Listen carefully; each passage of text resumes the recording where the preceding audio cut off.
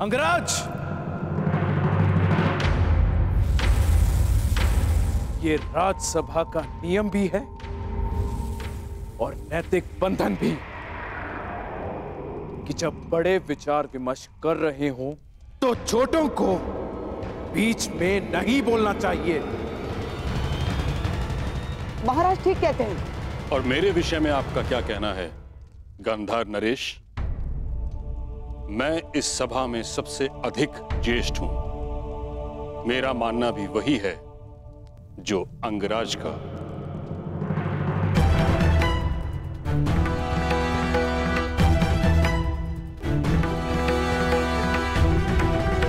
कि द्यूत क्रीड़ा अधर्म है। महामहिम, ये क्रीड़ा तो केवल मेरे पुत्रों में प्रेम बढ़ाने के लिए है। द्यूत से अगर कुछ बढ़ा है तो बैर और शत्रुता, प्रेम नहीं। द्यूत से कभी किसी का भला नहीं हुआ। पांडवों के सत्कार तक सब ठीक है, परंतु द्यूत की अनुमति मैं कदापि नहीं दे सकता।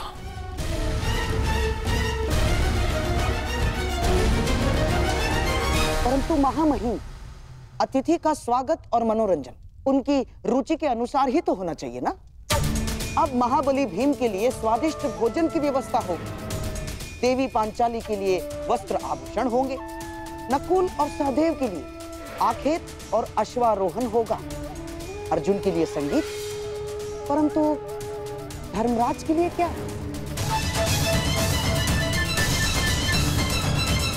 जिस सम्राट के सम्मान के लिए समारोह कर रहे हैं, उनकी तो केवल एक ही रुचि है, द्यूत चौसर। महाराज,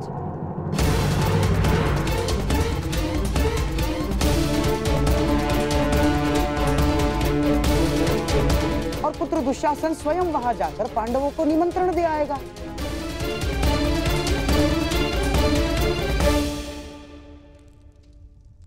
पांडव और कौरव साथ में खेलेंगे तो आपस का बैर भी समाप्त हो जाएगा। इसमें बुराई क्या है महामहिम? आपत्ति इस बात की है गंधार राज कि आपकी रुचि भी केवल दूध में है। बीते कल्प में हस्तिनापुर ये अनुभव कर चुका है कि जिस विषय में आपकी रुचि रही उस विषय का परिणाम शुभ नहीं रहा।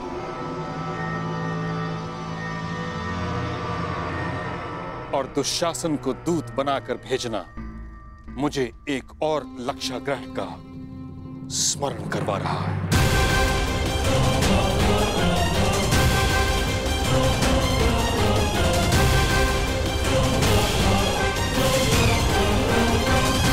तो पितामह, इसमें समस्या क्या है?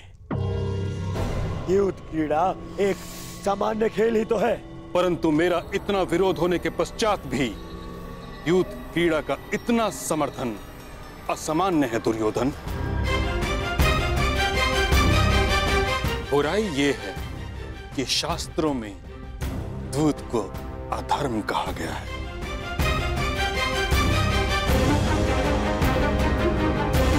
दुशासन द्यूत क्रीड़ा का प्रस्ताव लेकर नहीं जाएगा। बड़ी विचित्र बात है महामहिम। एक भूल को क्या जीवन भर नहीं भूलेंगे आप? प्रायश्चित का एक अवसर नहीं देंगे? ठीक है, यदि आपको मेरा दुशासन को निमंत्रण लेकर भेजना षड्यंत्र लग रहा है तो आप धर्मात्मा विदुर को निमंत्रण लेके भेज सकते हैं।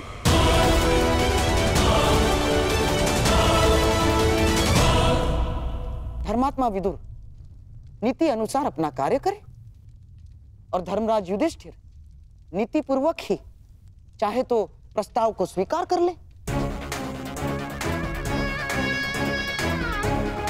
परंतु मामाश्री, क्या करें मेरे होने वाले सम्राट? देखो, हमारे मन में कोई मैल नहीं है, परंतु महामहिम भीष्म और तुम्हारे परम मित्र कर्ण को यह सिद्ध करने के लिए धर्मात्मा विदुर को यदि निमंत्रण लेके भेजा जाता है तो इसमें मुझे कोई आपत्ति नहीं है ना।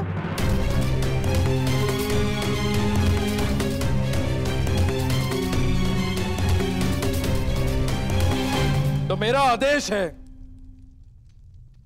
कि महात्मा विदुर स्वयं जाकर पांडु पुत्रों और कुलवधू द्रौपदी को हस्तिनापुर आने का निमंत्रण दे।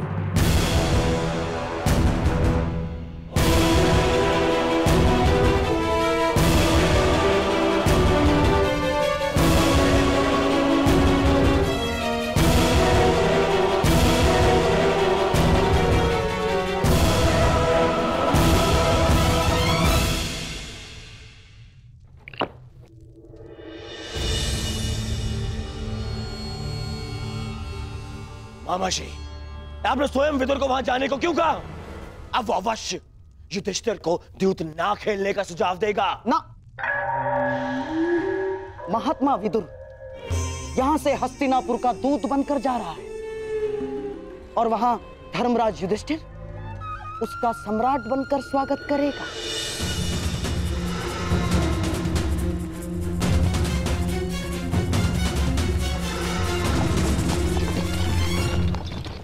विदुर और धर्मराज दोनों की एक ही समस्या है दुर्योधन। दोनों महाधर्मशाली हैं और उनका धर्म उनकी सबसे बड़ी दुर्बलता है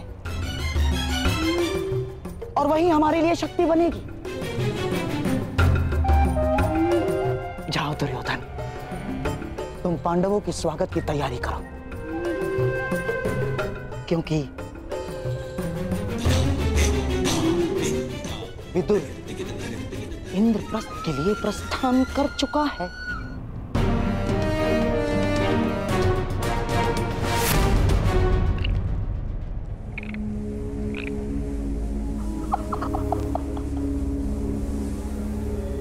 जब दो धर्मात्मा मिलकर बैठेंगे तो मंथन से केवल धर्म ही निकल कर आएगा।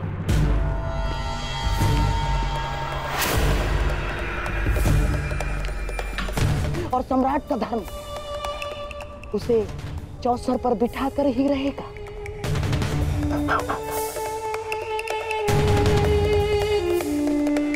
क्योंकि सम्राट युद्ध और द्यूत के निमंत्रण को कभी अस्वीकार नहीं कर सकता ना।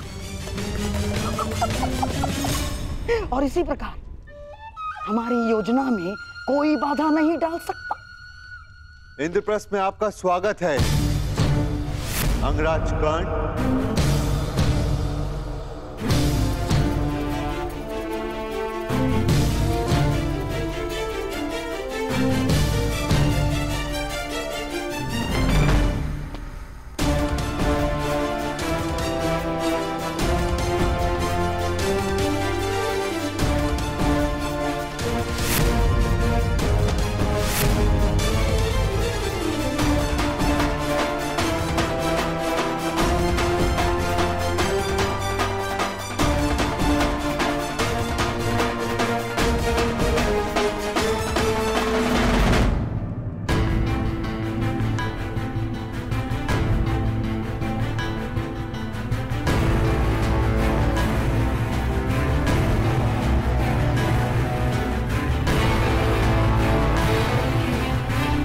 कहिए अंगराज,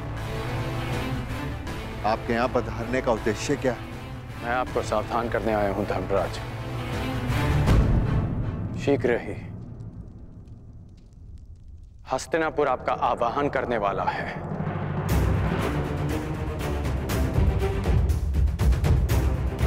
एक निमंत्रण आने वाला है।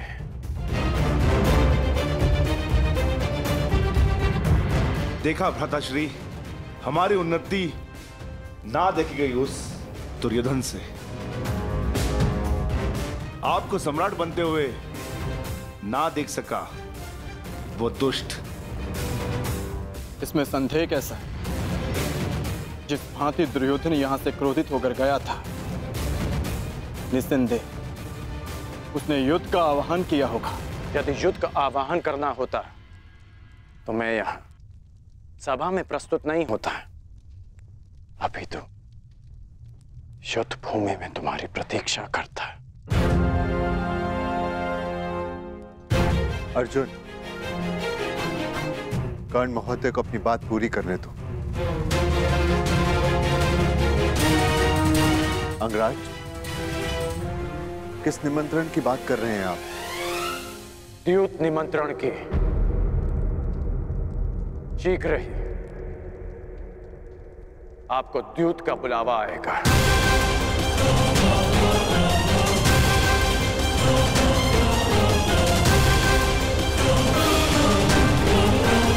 ध्यान करता हूं कि उस निमंत्रण को स्वीकार मत करना।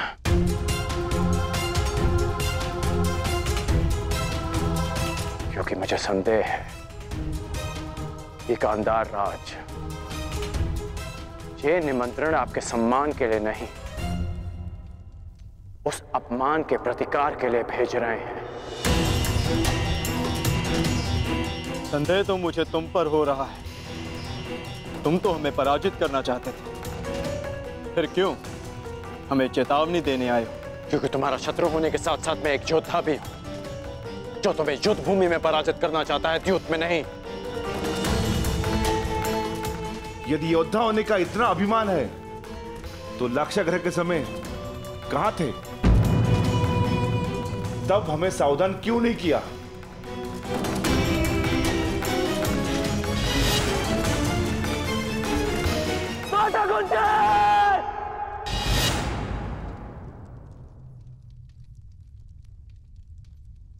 उस समय कुछ नहीं कर पाया, इसलिए इस समय प्रयास करने आया।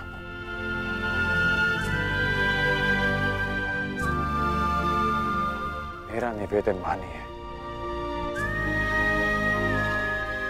इस निमंत्रण को स्वीकार मत कीजिए।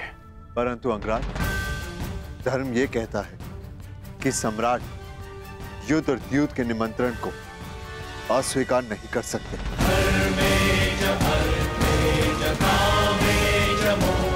प्रत्येक मनुष्य की सबसे बड़ी शक्ति ही उसकी सबसे बड़ी दुर्बलता भी होती है, और धर्मशील की दुर्बलता उसका धर्म होता है।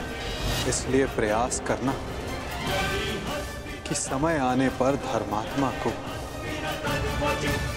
दुर्बल पड़ने से रोक सको। मैं कुछ निवेदन करना चाहती हूँ सम्राट। आपकी सबसे बड़ी शक्ति आपका धर्म है, परंतु इसे अपनी सबसे बड़ी दुर्बलता मत बनने दीजिए। अंगराज ने ठीक कहा, कोई भी जुआ उसमें अधर्म का वास होता है। आप मत जाइए। ठहरो पांचाली।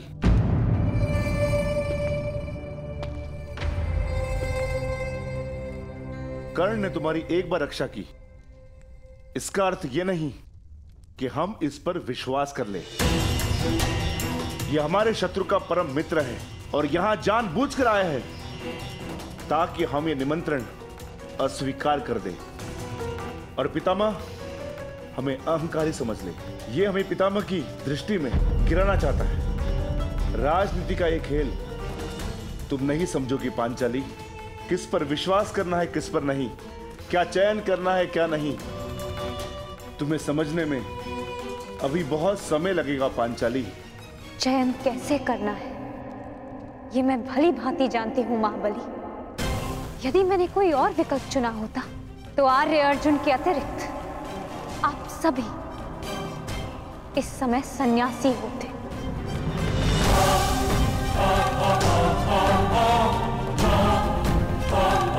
और उससे भी पूर्व यदि मैंने अपने चयन में थोड़ा सा भी परिवर्तन किया होता तो आर्य अर्जुन भी स्वयंवर में मेरा वरण ना कर पाते। मनुष्यों की परख मुझे भी, मित्र और शत्रुओं की भी। मैं मानती हूं कि अंगराज आपके शत्रु पक्ष से है, परंतु इस समय वो हमारे भले की बात कर रहे हैं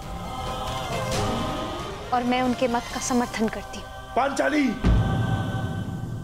अनुज भीम, तुम्हें पांचाली से इस भांति बात नहीं करनी चाहिए।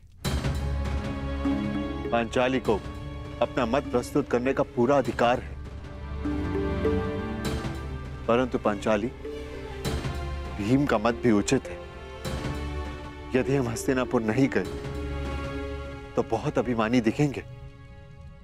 आपकी इसी सोच को गांधार राज भली भांति समझते हैं, इसलिए आपको द्यूत का निमंत्रण भेज रहे हैं। परंतु अंगराज, अंगराज का कथन उचित है धर्मराज।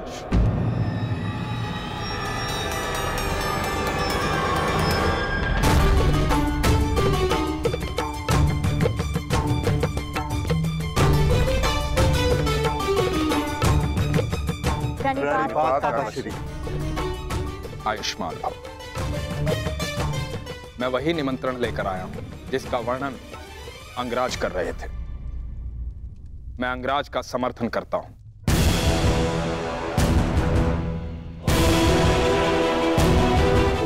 मुझे भी इसमें षड्यंत्र दिखाई देता है, जो लाक्षागृह में तुम सबको भाभी कुंती समेत भस्म करना चाह सकता है, वो कुछ भी कर सकता है। हमें उनसे भय नहीं है काका श्री। उनके उत्तर के लिए हम पांचों भाई प्रस्तुत हैं। वहां पितामह होंगे, आप होंगे, आचार्य द्रोण होंगे, तो फिर वहां सबके समक्ष कोई हमारा क्या अहित कर सकता है? सर्वनाश का युद्ध करने से श्रेष्ठ है कि उससे बचा जाए।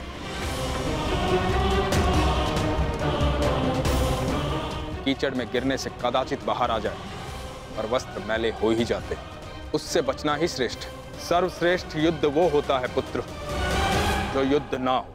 और धर्म क्या कहता है काका श्री? धर्म ये कहता है कि युद्ध और द्यूत के निमंत्रण को नकारा नहीं जा सकता, लेकिन निर्णय आपका है, क्योंकि द्यूत भी धर्म नहीं है।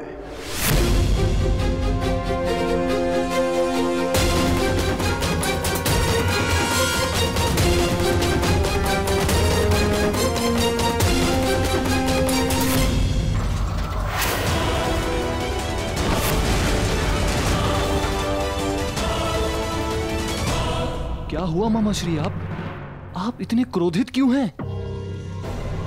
क्या पांडवों ने द्यूत का आमंत्रण अस्वीकार कर दिया? नहीं दुशासन, पांडवों ने तो द्यूत का निमंत्रण स्वीकार कर लिया है, परंतु क्या मामा श्री? परंतु समझ में नहीं आता कि तुम्हारे भाई का परम मित्र कर्ण, इसे कैसे वश में करूं? जानते हो दुशासन, वो विदुर से पहले इंद्रप्रस्थ पहुंच गया उस युधिष्ठिर को यह समझाने कि वो द्यूत का निमंत्रण अस्वीकार कर ले।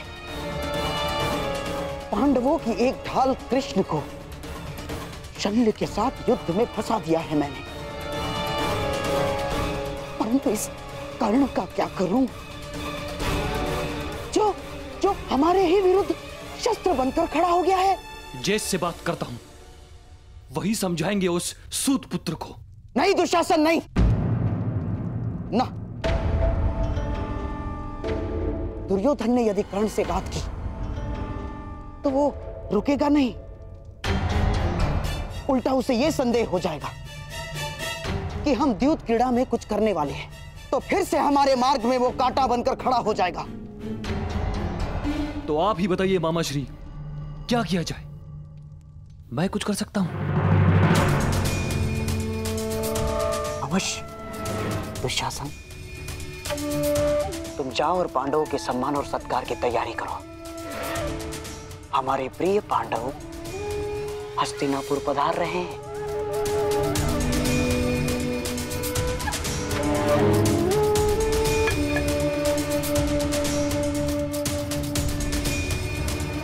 अब उस कर्ण नामक कांटे की औषधि अब मुझे ही ढूंढनी होगी।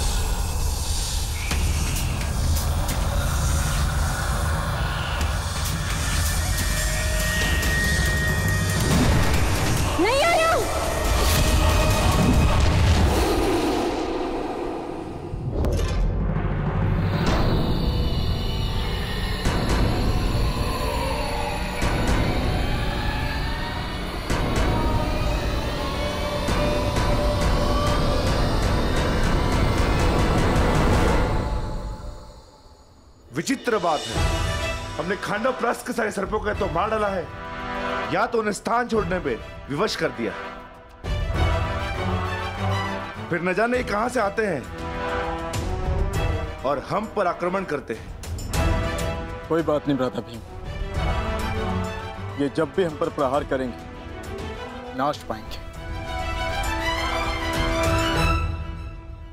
चलिए, प्रस्थान का मुहूर्त हो चला है।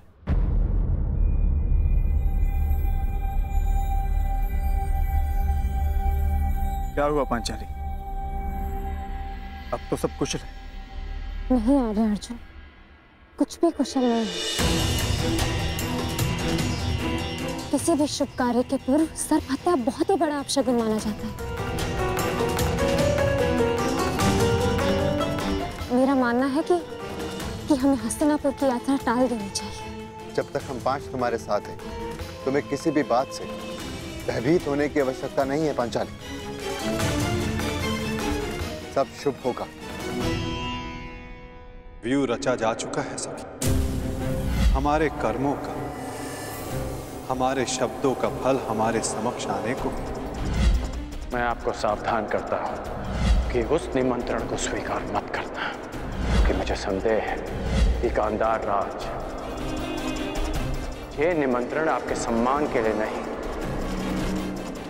उस अपमान के प्रतिकार के लिए भेज रहे हैं। चले, प्रस्थान करें।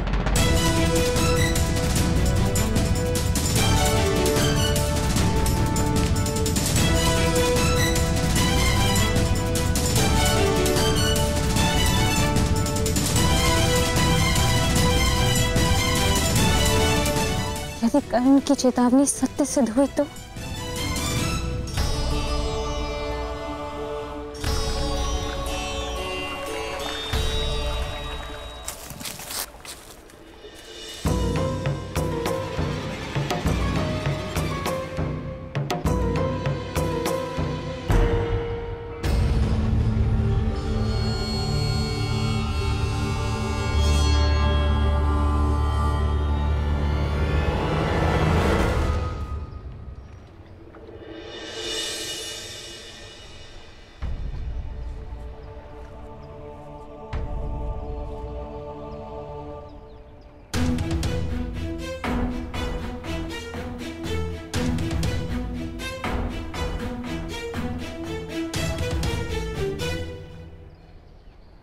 मैं जा रही हूँ कर्ण, परंतु जिस प्रकार एक दीपक के बुझ जाने से प्रकाश नहीं मरता, एक फूल के मुरझा जाने से उपवन नहीं मरता, उसी प्रकार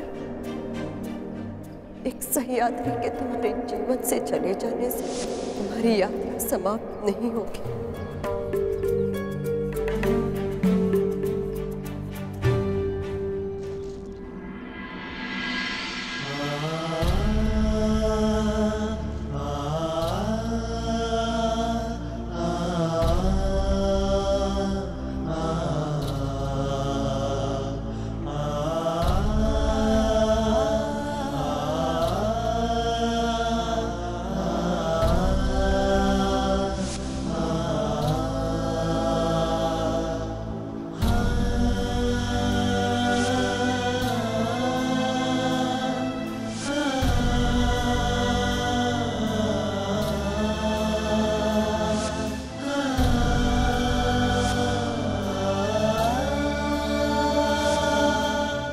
सूर्य को साक्षी रखकर वचन दो कर्ण कि तुम सुप्रिया से विवाह करोगे।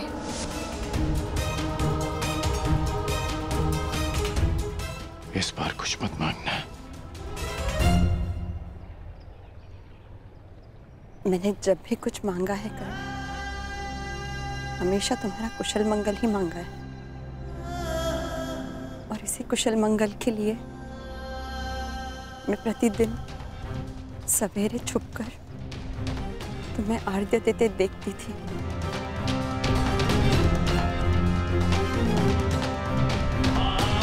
और संतुष्ट होकर लौट जाती थी कि आज भी तुम्हारे मुख पर वही तेज है और आंखों में वही परिवर्तन की चाह। तो आज क्यों आई?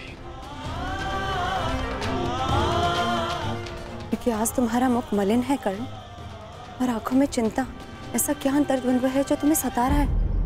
मेरा प्रिय दुशासन आज ही जाकर हस्तिनापुर से पांडवों को निमंत्रण दिया है, और फिर यहाँ उनका सम्मान समारोह होगा, और फिर दो दो हाथ पांचों के। पांडव द्यूत क्रीड़ा के लिए आने वाले हैं, और मुझे संदेह है कि शकुनी कोई छल करने वाला है।